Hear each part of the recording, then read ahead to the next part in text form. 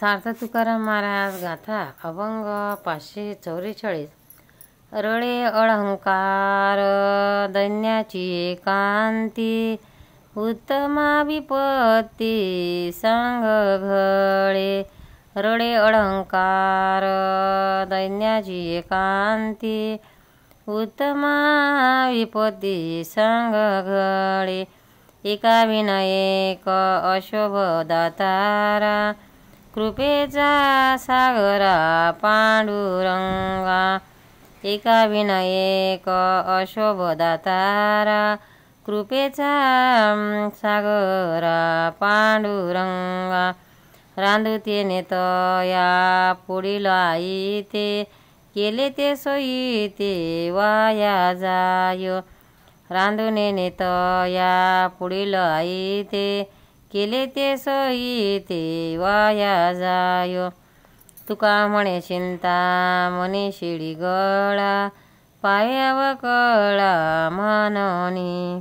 तुका म्हणे चिंता मनी शिडी गळा, पायाव कळा मननी।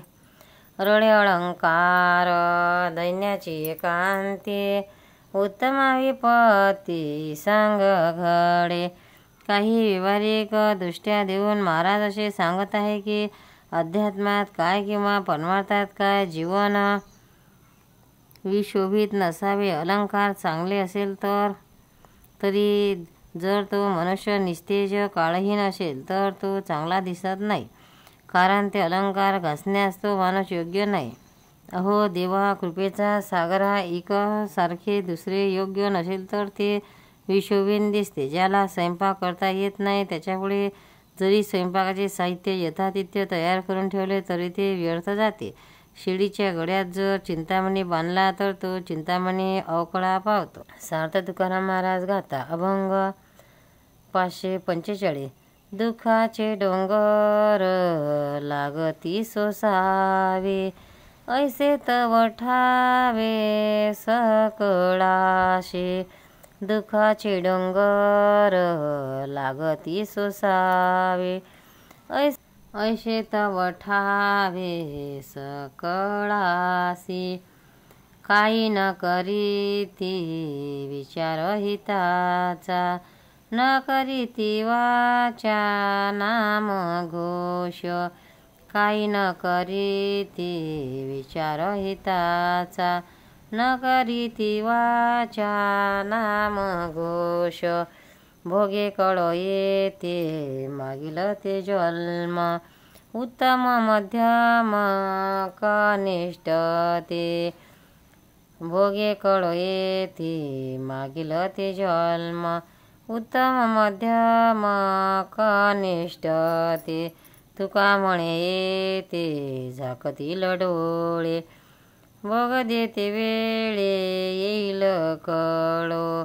तुका म्हणे येते झाकतील डोळे, येते वेळे येईल कळो। दुःखाचे डोंगर लागती सोसावे, ऐसे तव ठावे सकळासी।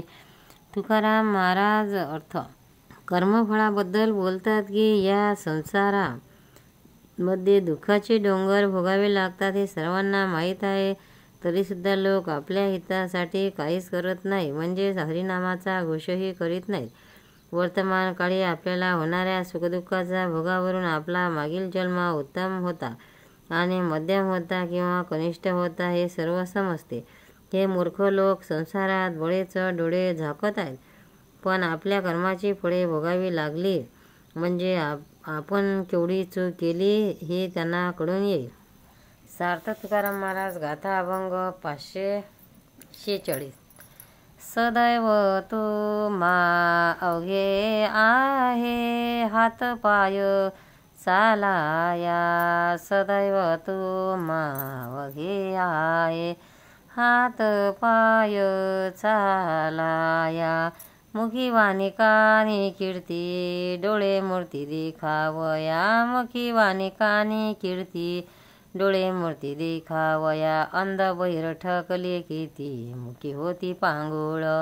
अंध बहिर ठकली केती मुकी होती पांगुळ घरा लावून जागा न पडे तो गावाचे ना घरा आगी लावून जागा न पडे तो गावाचे ना तुका म्हणे जागा हिता काही आता आपुली तुका म्हणे जागा हिता काही आता आपुल्या सदैव तुम्ही अवघे आहे हात पाय चालाया मुखी वाणी काने केती डोळे मूर्ती देखावया अर्थ इतर मनुष्यांना उपदेशून महाराज म्हणतात, ओहो तुम्ही मोठे दैववान आहात, तुम्हाला हातपाय दिले आहेत, घेणे घेणे आणि चालणे त्यामुळे शक्य आहे, हरीची कीर्ती वर्णन करण्या चांगले तोंड दिले आहे आणि ती श्रवण करण्यासाठी कान दिले आहे, हरीची मूर्ती पाहण्यासाठी चांगले डोळेही दिले आहेत. आजपर्यंत किती तरी लोक आंधळे बैरे मुके आणि पांगळे असे हरिभक्ताला मुकले आहेत. एक दृष्टांत देतात. महाराज म्हणतात, जर एखाद्याने स्वतःच्या घराला आग लावली आणि स्वतः घरातच बसून राहिला तर तो कसा वाचेल. तेव्हा आपल्या हिताविषयी अजूनही जागे व्हा. सार्थ तुकाराम महाराज गाथा अभंग 547. ऐसे पुरती मिळता आता नाही सत्ता स्वातंत्र्य ऐसे पुरती मिळता आता नाही सत्ता स्वातंत्र्य ऐसे पुरती मिळता आता नाही सत्ता स्वातंत्र्य मनावूनी फावले ते ध्यावे नाम गावे आवडी मनावूनी फावले ते घ्यावे नाम गावे आवडी संचित प्रारब्ध गाढे धावे पुढे क्रियामान संचित प्रारब्ध गाढे धावे पुढे क्रियामान तुका म्हणे घुबडा ऐशे जन्म सरिषे शुकराचे तुका म्हणे घुबडा ऐशे जन्म सरिषे शुकराचे ऐशे पुरते मिळता आता नाही सत्ता स्वातंत्र्य. अर्थ तुकाराम महाराज हरिनामाच्या आवश्यकतेचे प्रतिपादन करताना म्हणतात, नरदेहासारखा उत्तम धन मिळाले आहे तेच पुढे मिळेल अशी शाश्वती नाही, म्हणून आपल्याला हा जो नरदेह मिळाला आहे त्यामध्ये हरीचे नाम मोठ्या आवडीने गावे, कारण संचित आणि प्रारब्ध ही तर फारच बलवान आहेत आणि आपली क्रियामान कर्माची गती जोराने पुढे चालली आहे. आता सावधान होऊन हरिनाम केले नाही तर पुढे घोडाचे किंवा डुकराचे हीन जन्म मिळते. सार्थ तुकाराम महाराज गाथा अभंग 548. सर्व विषी माझा त्रासलासे जीव आता कोण भाव निवडू एक सर्व विषी माझा त्रासलासे जीव आता कोण भाव निवडू एक संसाराची मज नाही सायवीची वार्ता अनेक म्हणता माझे कोणी संसाराची मज न साहेची वार्ता अनेक म्हणता माझे कोणी देह सुख काही बोलिले उपचार विषती आदर बंध वाटे उपाधी दाटणे प्रतिष्ठा गौरव होय माझा जीव कासावीस उपाधी वाटणे प्रतिष्ठा गौरव होय माझा जीव कासावीस तुका म्हणे काही आणि कनसाहे आवडती पाय वैष्णवा उपाधी दाटणे प्रतिष्ठा गौरव होय माझा जीव कासावीस तुका म्हणे काही आणि कनसाहे आवडती पाय वैष्णवांचे तुका म्हणे काही आणि कनसाहे आवडती पाय वैष्णवांचे सर्व विषी माझा त्रासलासे जीव आता कोण भाव निवडू एक. अर्थ स्वतःच्या मानसिक परिस्थितीबद्दल महाराज म्हणतात, सर्व ऐहिक व परलोकातील विषयासंबंधाने मला अतिशय त्रास होतो.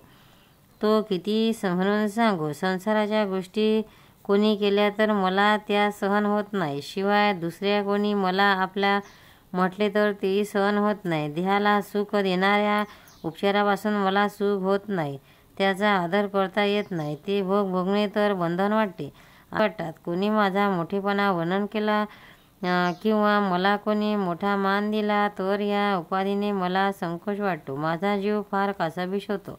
मला दुसरे काहीच सोसत नाही. मला फक्त विष्णू भक्तांचे चरण प्रिय आहेत. तुकाराम महाराज की जय. पंढरीनाथ भगवान की जय.